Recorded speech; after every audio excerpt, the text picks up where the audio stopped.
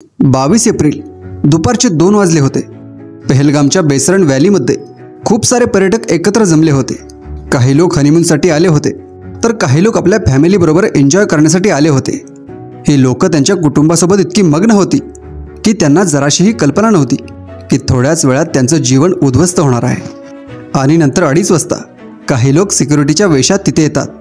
तिथल्या लोकांना त्यांचं पूर्ण नाव, पत्ता विचारतात आणि याच्यानंतर अचानक अंधाधुंद फायरिंग करतात। यामध्ये जवळजवळ 27 जणांचा मृत्यू होतो। त्यातल्या काहींची नावे आणि पत्ता आपण स्क्रीनवर पाहू शकता। हा हल्ला काश्मीर येथील पहलगाम येथे झाला। या हल्ल्यात 31 वर्षीय शुभम द्विवेदीने आपले प्राण गमावले। 2 महिन्यांपूर्वीच शुभमचं लग्न झालं होतं। पत्नी आणि त्याच्या फॅमिलीसोबत तो काश्मीरला फिरायला गेला होता। या हल्ल्याचे सोशल मीडियावर फोटोज आणि व्हिडिओज फार व्हायरल झाले आहेत। त्या शुभम त्याच्या पत्नी आणि 11 फॅमिली मेंबरसोबत काश्मीर येथे फिरायला गेला होता।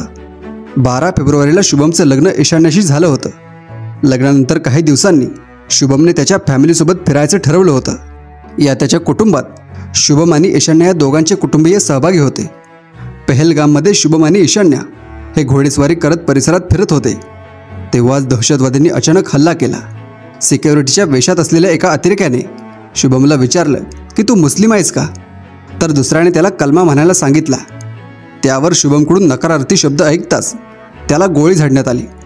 ही सर्व माहिती शुभमचा चुलत भाऊ सौरभने दिली आहे। सौरभने याबद्दल सविस्तर माहिती दिली आहे। तो म्हणतो, पहलगाममध्ये पूर्ण परिवार होता, परंतु घोडेस्वारी करण्यासाठी थोडेच लोक वर गेले होते। तिथे शुभम आणि वहिनी एकत्र बसून मॅगी खात होते। वहिनीने सांगितलं की तिथं 2-3 लोक आत आले, जे की वर्दीमध्ये होते। त्यांनी आल्यावर पहिल्यांदा शुभमला विचारलं, तू मुसलमान आहेस का? शुभमने त्याला इग्नोर केलं, परंतु तरीही त्यानं विचारलं की तू मुसलमान असशील तर कलमा म्हणून दाखव। यावर शुभम म्हणाला, अरे इथून जावा, त्रास देऊ नका, आणि नंतर त्यांनी अचानक गोळी झाडली। या हल्ल्यात शुभमशिवाय असे अनेक निष्पाप लोक होते जे दहशतवाद्यांच्या हाती प्राणास मुकले आहेत। यामध्ये कर्नाटकातून आलेले मंजुनाथराव यांच्यावर त्यांच्या पत्नी आणि मुलासमोर अनेक वेळा शूट केलं गेलं। 370 हटवल्यानंतर हा सगळ्यात मोठा हल्ला होता आणि हा देशातला पहिला असा हल्ला होता जो एका टुरिस्ट प्लेसवर घडला आहे।